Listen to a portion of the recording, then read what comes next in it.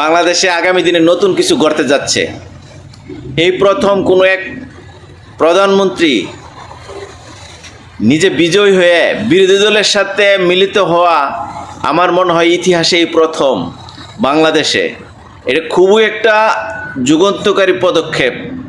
আগামীকালকে দেশনায়ক তারেক জিয়া বাংলাদেশের নবনির্বাচিত প্রধানমন্ত্রী হতে যাচ্ছেন এবং উনি বিরোধী দলের সাথে মিলিত হওয়ার যে একটা ইচ্ছা পোষণ করছেন, এটা নতুন জাতি এবং নতুন কোনো কিছু এক বাংলাদেশে উন্মোচন হতে যাচ্ছে।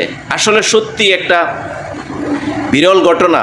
এরকম বাংলাদেশের ইতিহাসে নাই এবং পৃথিবীতে খুবই কম এরকম একটা ইতিহাস যে উজ্জীবিত উৎফুল্লতা মন মানসিকতা নিয়ে পরাজিত বিরোধী দলের সাথে এই প্রথম এরকম ঘটনা। এই ঘটনায় বাংলাদেশের জন্য খুব ভালো কিছু বয়ে আনবে আশা করি, এবং বিএনপির চেয়ারপারসন তারেক জিয়া দ্বারা কোনো কিছু অসম্ভব না, এটাই বাস্তবতার দিকে যাচ্ছে। আশা করি এরকম ভ্রাতৃত্বের বন্ধনটা যেন যোজন থাকে প্রত্যেকটা বিরোধী দলের মধ্যে।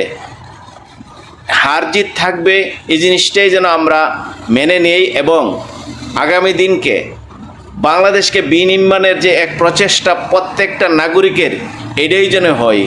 কারো প্রতি যেন বৈষম্য তৈরি না হয়, যার যার অধিকার যেন আমরা ফিরে পাই, এই প্রত্যাশাই রাখি আগামী রাষ্ট্রনায়কদের কাছে। ধন্যবাদ।